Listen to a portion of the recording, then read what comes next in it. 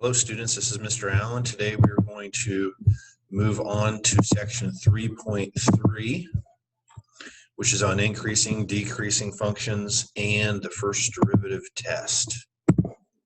We have two objectives today. First is to determine the intervals on which a function is increasing or decreasing, and the second is to apply the first derivative test to find relative extrema. So first, let's talk about the definition of increasing or decreasing. A function f is increasing on an interval if any two numbers, x1 and x2, in the interval where x1 is less than x2 implies that f of x1 is less than f of x2. So if we have, let's see if I get that. There we go.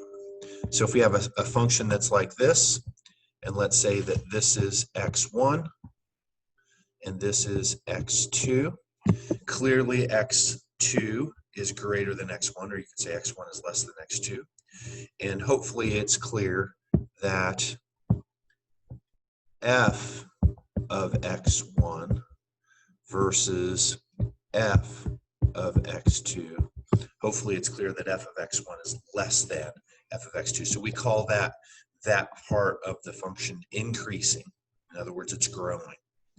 Decreasing is a very similar definition, and I'll let you look at that on your own. A function is increasing if, as x moves to the right, the graph moves up, and is decreasing if the graph moves down. So in this function here that we've got a picture of, we can see that this portion here, this is decreasing, because as we move to the right, we can see that the function is moving down. Now here's the connection to the derivative. So if I drew a tangent line anywhere on this curve over here, what would the slope of the tangent line be?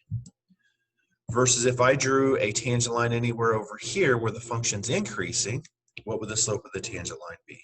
So the connection that we need to make is this. The f prime of x is going to be less than 0 here. In other words, the slope of the tangent line is less than 0.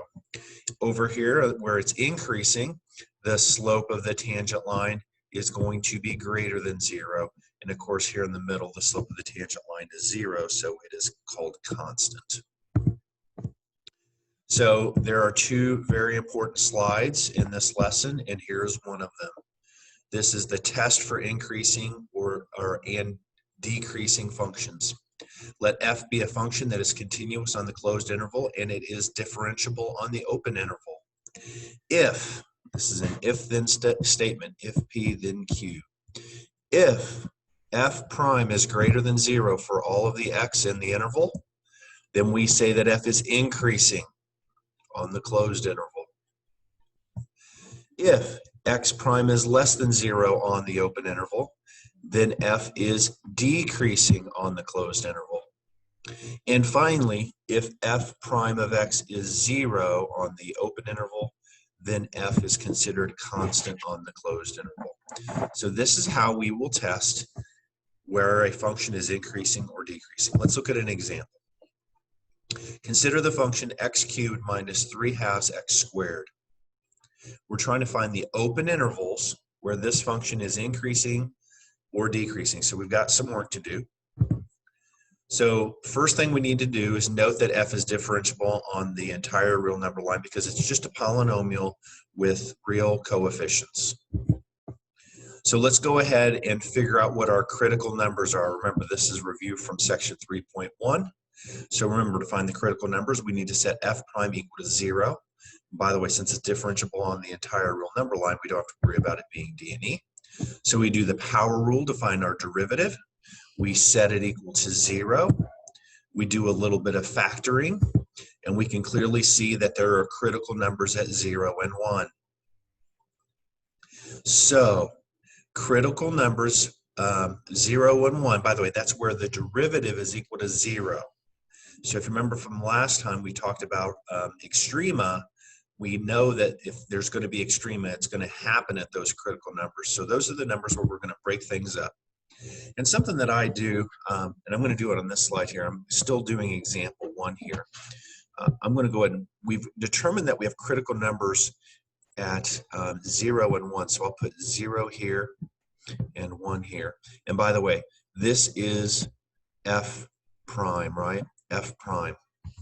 So now what we're going to do is we're going to do a test, okay? So I want to test the values between these points. So let's pick a point that's less than 0, like -1. Remember, f prime, and here's what I'm talking about. F prime is given here. This is f prime. This is that 3x squared minus 3x. I'll write it down here again. 3x squared minus 3x. That's f prime. If you plug -1 into f prime, you will get 6.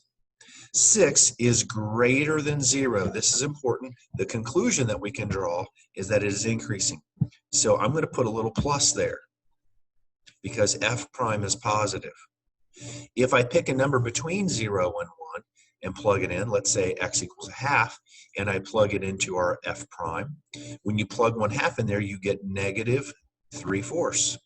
Well, -3/4 is negative, so I'm going to put a negative here. That's going to allow us to conclude that it's decreasing. And finally, if I pick a number that's bigger than 1, let's say 2, and I plug that in, I get 6 again, which is greater than 0. So this is going to be positive, which means that f is increasing. Now notice my graph here is with respect to f prime, this little number line. So this allows me to conclude, and I'm going to do it in green, that f is going to be increasing here, decreasing here, and increasing here.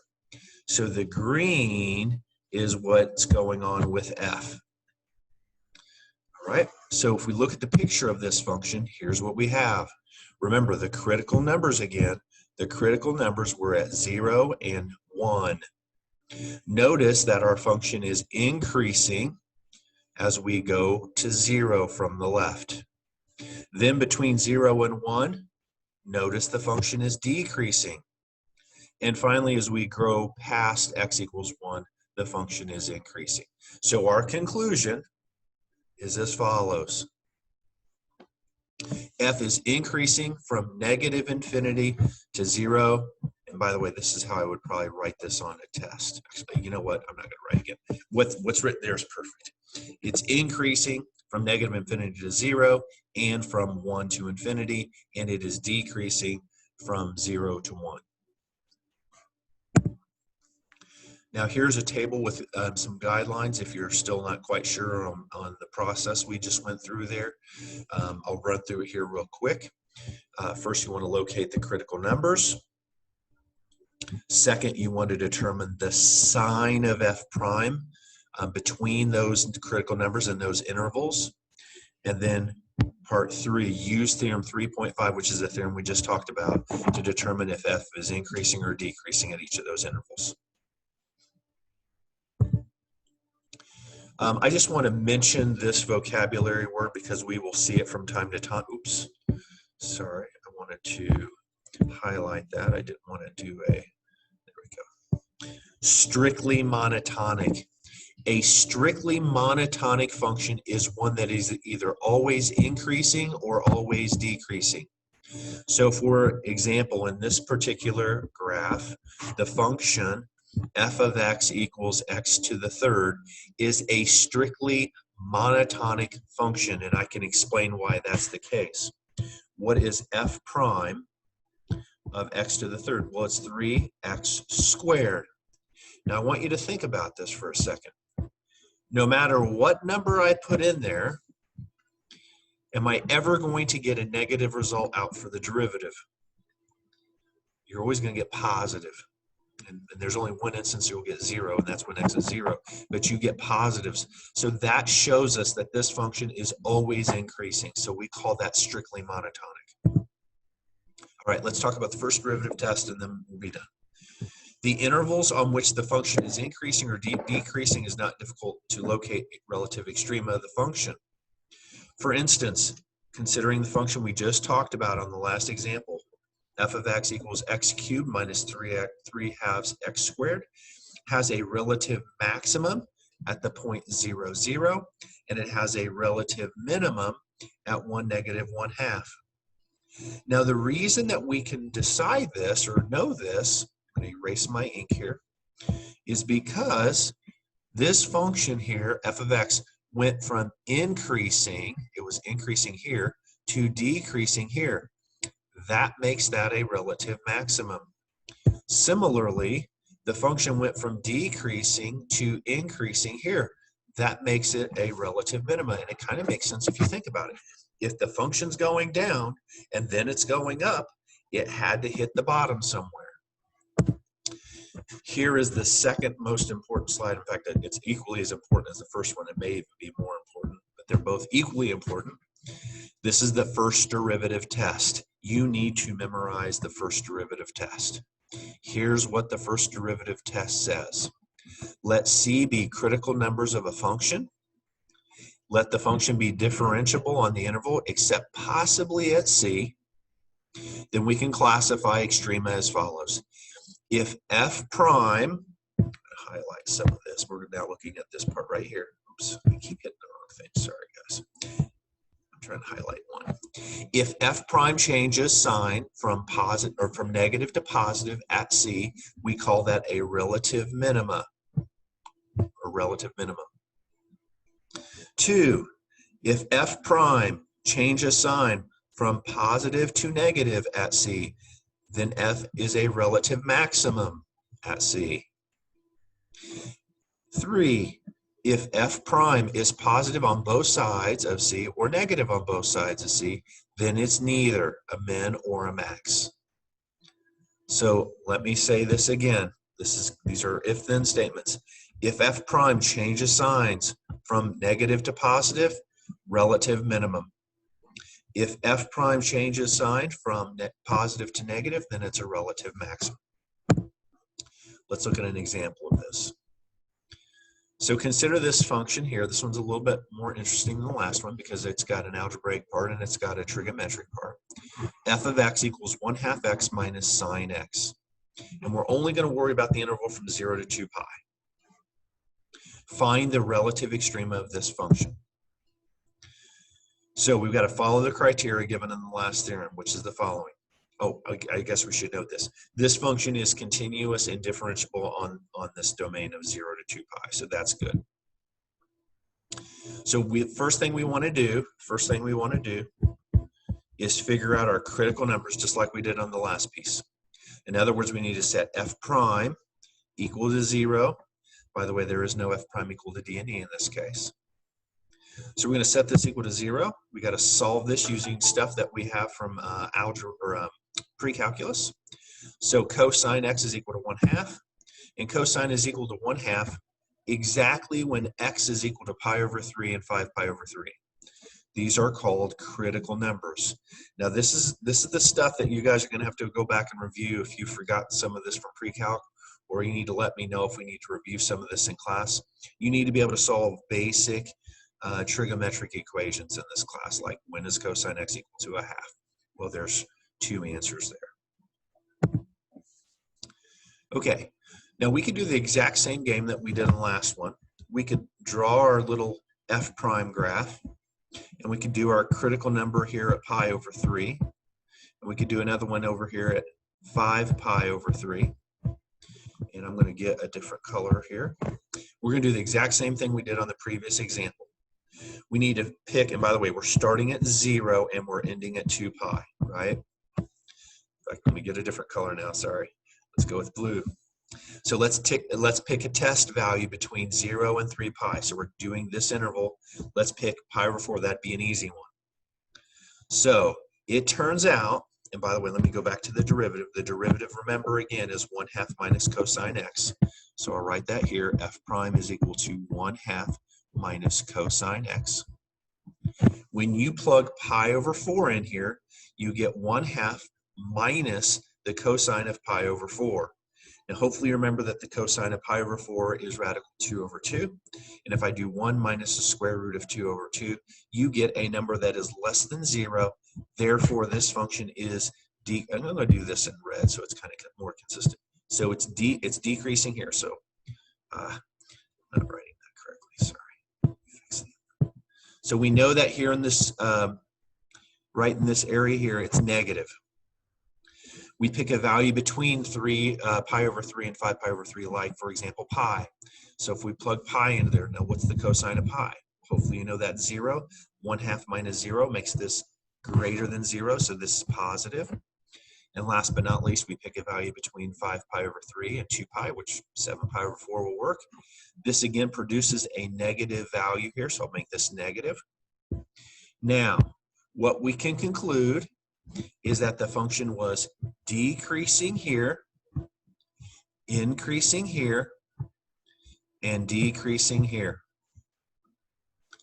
So I want you to think about that.